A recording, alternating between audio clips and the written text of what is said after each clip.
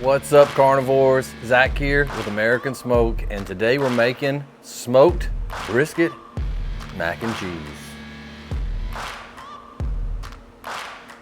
So the first step when you're making macaroni is to boil some pasta. Boil it till al dente, not till done. Still got a little bit of bite to it.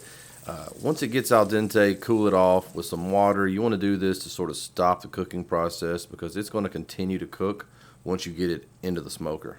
Next steps is to get the smoker going. We're just going to get the temp adjusted up to 250 degrees and let the camp chef do its thing.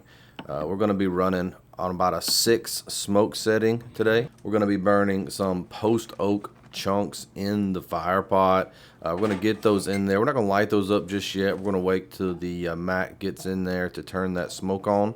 But we're going to be burning post oak in the secondary burn pot and just some competition blend in the hopper. Let's get the cheese grated. We got 2 whole blocks of cheese. We're going to grate those down, leaving just a little bit to shred onto the top of the mac after we get it all into our beautiful 12-inch cast iron skillet. This recipe is designed to go into a 12-inch skillet, so make sure that you keep that in mind. We've got our macaroni ready, everything's sitting out. This requires a few ingredients, so make sure and have your I's dotted, your T's crossed. I think I forgot to mention this, but we used a whole box of macaroni for this recipe. Next, you want to get about a half a stick of butter, melt that down. We're going to put our breadcrumbs into this in a little while. We've got some panko breadcrumbs going in. Then you get a whole stick of butter, and we're going to get that melted down into our cast iron skillet. That way, everything's extra buttery. This beautiful Austin Foundry cookware skillet did a great job on this cook. The longer I've got this skillet, the more I like it. Melt the butter all the way down. Our startup process is finished up on the smoker. We're going to go ahead and close it up, let it get up to 250. And now it's time to start mixing our flour in. Now don't just dump your flour in. You're going to use 1/3 of a cup of flour. Mix that in a little bit at a time. That way you don't get clumps in your butter flour mixture. You want to just mix in just a little bit, whisk it in, a little bit, whisk it in. That way you have a really smooth consistency when you're done. Now let's get out our heavy whipping cream, 2 full cups, or you can just get one of these little small jugs and it's the whole thing. I lost a bet with that on my wife, so I lost, blah, blah, blah. But get that heavy whipping cream in there. You probably want to turn the heat down on your cooker a little bit more than I did. I think I got it a little bit too hot, and once it got warm, it started curdling just a little bit. But that's okay because what I did was I just mixed in an extra cup of milk into the mixture and thinned it back out, made it nice and smooth. I do want to point out that it's very important to keep the whisk moving during this process. Like I said, don't get it too hot and keep the whisk moving. You can see it curdled a little bit, but once I got that milk in there, it did smooth right on back out. I didn't have any problems with the mixture after that. We got a couple teaspoons of mustard powder into there. That adds a little bit of tanginess to the flavor, so it's not just all smoothness. Really enhances the flavor of mac and cheese, and we got that mixed in there just like everything else. Lots of mixing, folks. After that, it's time to break out that room temperature cream cheese. Now, I will recommend that you do not use your whisk to cut up your cheese. Look, once you've made so many trips to the kitchen, you're just like, you know what, I'm just going to see how this goes. And let me tell you, I was not real pleased with how it went. It kind of just all pushed up inside of the whisk. And it became a real headache. But you know what? We kept pushing forward. We kept grinding. We got that cream cheese out of that whisk, man. Ended up having to bring in the old wooden spoon to get it out of there. But we got it out of there. And once we did finally get it all out of the whisk, we just started stirring again and stir and stir and stir. Whisk that cream cheese right into your mixture till it gets nice and smooth. Then we can start slowly incorporating our freshly grated cheeses. Just do a little bit at a time as best as you can. I'm not the most patient guy, but I am persistent, and I did a lot of whisking. But yeah, best practice is to put a little bit, whisk it in, put a little bit, whisk it in until you've got a nice smooth mixture. Don't stop whisking until you have smoothness. Don't leave chunks. Once you've got it all incorporated into your roux or your sauce and you are ready for the next steps, which is to get some seasoning into your cheese sauce. Today we're going with some Lane's brisket rub, man. What better rub to put into some brisket mac and cheese than brisket rub? Stir that in there, get it incorporated in evenly throughout, and then it's just about time to turn this into some actual mac and cheese, baby. So for this recipe, I busted out a nice piece of brisket point that I had vacuum sealed and froze from a while back, and I've just been dying to get this stuff out and use it. But we're gonna cut up, for me, probably about 2 pounds of brisket here. You can use as much or as little as you like. I probably went a little heavy, and I'm gonna be honest with you, I greatly enjoyed the end product. But what we're gonna do is we're gonna take all those slices of brisket, we're gonna cube it up into about 1 inch pieces, give or take. You know, you want to be able to have plenty of mac and brisket all in one bite, so make sure you don't make those too chunky. You can do it how you like, though. Once you've got those all chopped up and ready to go into the mac, that's really all there is left to do, is to incorporate everything together, get it mixed up into the bowl, and get it ready to go into the smoker. So we're just going to dump that beautiful brisket. Don't worry, I did do some taste tests on this stuff, and it's still muy delicioso. Go ahead, bring in the good stuff, get it loaded up, get it over to the bowl. Be careful not to spill it. It's important that you don't. Oh, mama, look at that creaminess right there. But once you got that in there, you want to start stirring this stuff up. Stir until you get an even incorporation of brisket and cheese sauce and mac noodles. Just give it a good stir.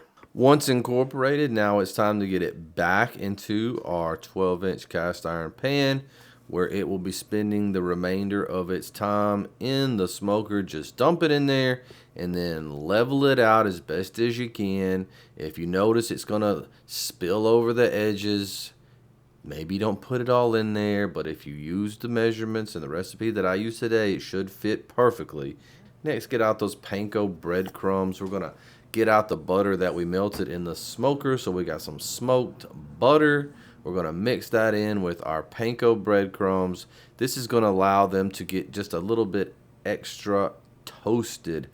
Also, do not use your whisk to stir up your breadcrumbs. I don't know what my obsession with the whisk was. I guess it's probably just I didn't want to, do a lot of dishes. But hey, just avoid the whisk at all costs when it comes to cutting or mixing up breadcrumbs.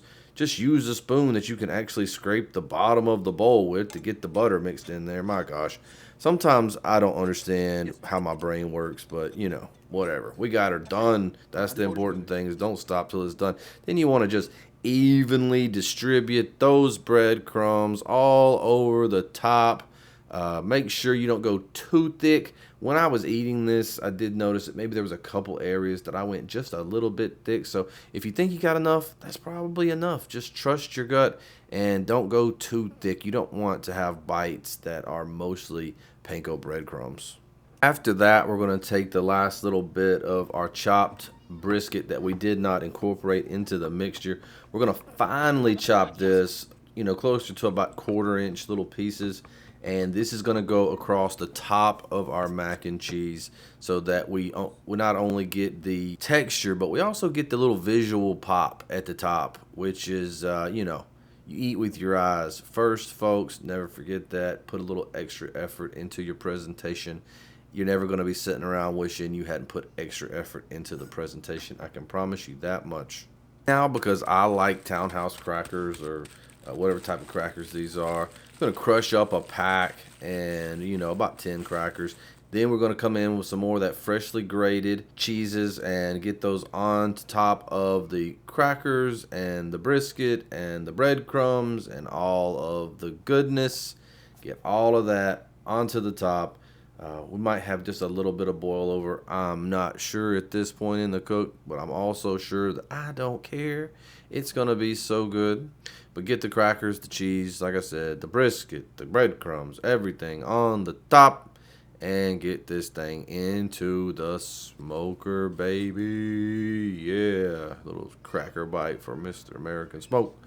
All right, we've got the smoker rolling at 250 degrees. It's time to open up the fire to that firebox and get that post oak going.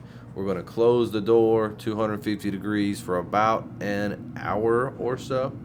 And that should be all that is needed to brown this up, melt all the cheese, get it nice and hot. Look at that. Let's go ahead and get this stuff out of the smoker. It looks phenomenal.